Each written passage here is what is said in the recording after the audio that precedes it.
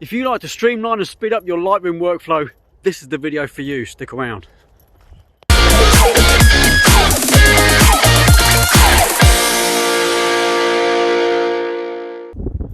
So here are 5 amazing Lightroom hacks that are going to really streamline your workflow, make things really easy for you. I'm one for making things easy. I'm a lazy person. So if you like to make things really easy for yourself, check these out. I hope you enjoy. Let's get on to Lightroom.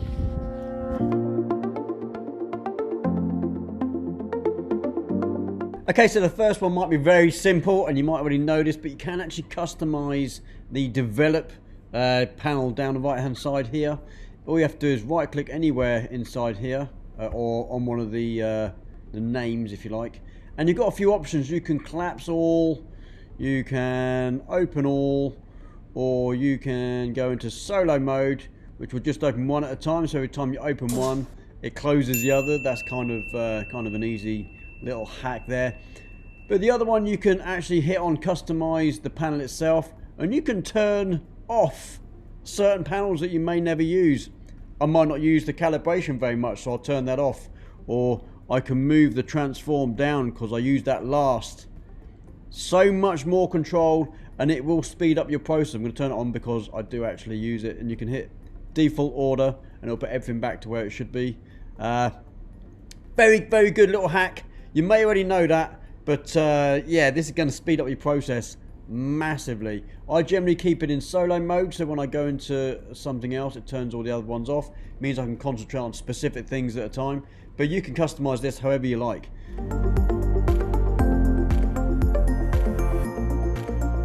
Okay, number 2, this you may already know as well, but this is going to speed up your process too, because we can actually right click anywhere on the panel here and turn off what we don't need. I've never used the map. I very rarely use the book. I sometimes use a slideshow, print and web, so I'll keep them on there. But this means you can turn stuff off that you don't need. Helping you out very quick, but it's going to help you out massively.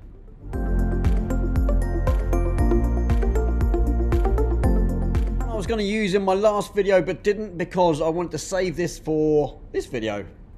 But this is quite an interesting little one, because everyone's always saying to me I get a lot of sensor dust. How do I get rid of the spots on my sensor?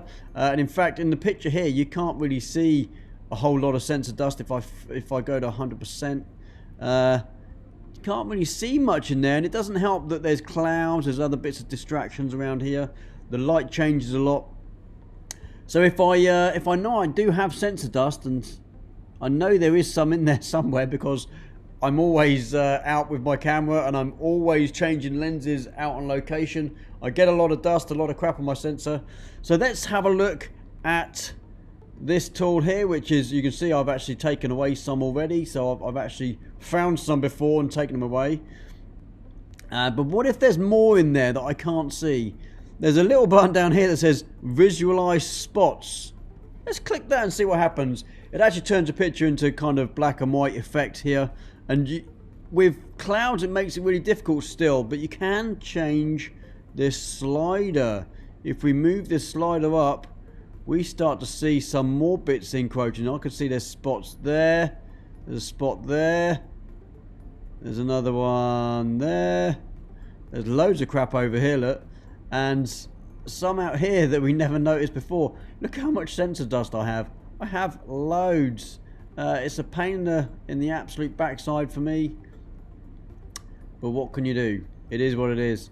And then once you're done, you can turn that off. When my computer catches up. And hit done. No dust. There's another way you can visualize your sensor dust.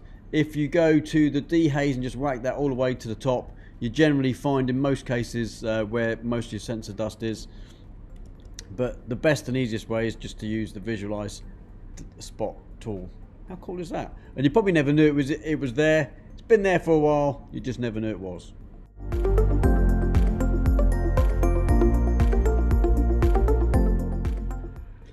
Okay, so a little trick for you. We have presets in the develop module. As you know, we've got plenty of presets in there. I have some of my own. I have them on sale for somewhere. Anyway, we also have presets when we export. Let's make this really, really easy. So I have some user-defined presets here. This is my random with watermark preset, and you can create these by changing anything in here. I have this set to resize. I have it set to rename with a custom name plus a sequence, and the sequence starts with 1. You then edit the custom text, whatever you want that custom text to be. And yeah, like I say, I'll resize it, add the watermark. This is random with watermark. This is my random with watermark preset. If I hit that, it's going to choose a folder later option, batch export, and now I can change the name from here and export it to wherever I want to, because I can choose a folder here. That makes my life so much easier. Let me go back to the export settings. Again, I have other presets here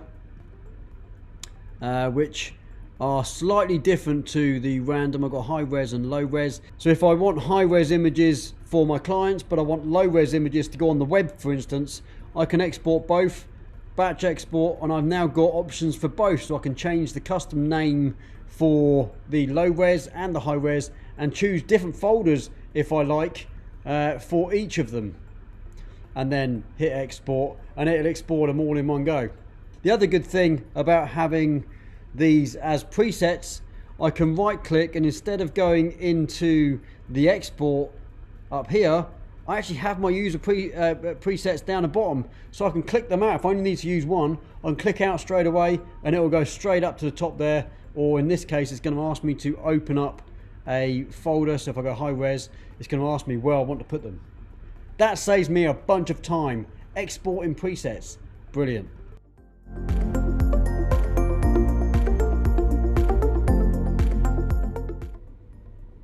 Okay, I have a really neat hack for sticking with the export stuff. I use this all the time. It's probably the best one that I can teach you. And it's when you want to specify a designated folder, like a subfolder, but you also want to choose where that subfolder is going to go. You can't do both. Let me show you what I mean. So if I go into export and go to choose folder later, I don't get the option to put in a subfolder, which is crazy. I don't know why. So what I can do is actually trick my computer into doing this for me. So I now have specified folder, put into subfolder. That subfolder is going to be called whatever you like. Final edits, it doesn't matter. And you'll see that the destination is actually currently the desktop. Delete later. Now delete later doesn't actually exist. I have to create that to choose it, and this is what you'll have to do. So go to your desktop, go new. You can do this on a Windows machine as well. Delete later. Come back to here and we can choose that folder, delete later. It's there. See, I'm in my desktop. Delete later. Now you can choose it. Now you can delete it. So go back to here, delete. It's gone. We don't need it. Now we've tricked our computer into thinking that there's a folder that doesn't exist. So it's going to ask us, and ask us where to put it, and also create a subfolder.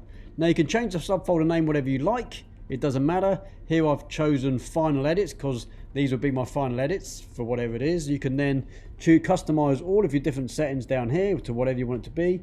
Add a watermark, all that kind of stuff. Choose a preset, add this. I'm going to add this as number 2 because I already had a number 1. And that's it. So if I now go done and then go into export and choose preset number 2, batch, we can now choose a folder where I want to place it. It's going to create a subfolder automatically called final edits, and I can change the custom text. That might be my customer name, it might be anything. It could be a landscape shot. It doesn't matter what that is. And that is huge, absolutely massive. Saves me a ton of time. It saves me every time I do something with different clients. I would then have to go into create a specific folder for that client, and then go into the subfolder of that client, create a subfolder, all that kind of stuff. I don't need to do that anymore because Lightroom can do it for you. Boom. Fantastic. It won't let you export until you choose where you want to place, you know, the folder and where the subfolder is going to go. That is massive, people. Fantastic. Hope you enjoyed that. If you did, if you got anything out of this video, it's another short one, but I love doing these videos. I love teaching this kind of stuff. Let me know what you think. Give it a thumbs up. If you haven't subscribed already, please do so and hit the notification bell so you get updates every time I upload a new video. That'd be awesome. And if you've got any comments, leave them down below, and I'll speak to you all soon. Take care. Bye. Hi, I'm Andy, and I'm here to tell you about my new online landscape photography academy. It's not your traditional online photography course. It's also a mentorship program. Many of you most likely know me from my YouTube channel, and if you enjoy my process of getting an awesome image from the landscape around me, you can learn to do that too. So, how does it work? After signing up for the Landscape Academy, you will immediately receive access to all lectures taking you through every aspect of landscape photography. From beginner courses through to intermediate and onto the more advanced photographic techniques. At the end of each lecture, you'll be provided an assessment to progress you through the steps of creating an appealing image from beginning to end. After submitting each assignment, you will receive a handcrafted personal feedback video on your progress, giving you actionable steps to take your work to the next level. These mentorship sessions continue as you build your skill set from beginner to advanced landscape photography. By the time you finish the course, you will have hours of personal video feedback crafted especially for you.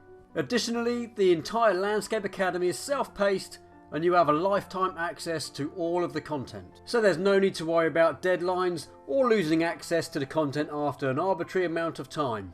You may want to skip the Beginner 1 course if you have a basic understanding of photography and a good grasp of camera settings. But if you're an absolute beginner, fear not, this course is designed to get you started from scratch. If you want to sign up and get more information, just click the link below or check out the Academy link on my website.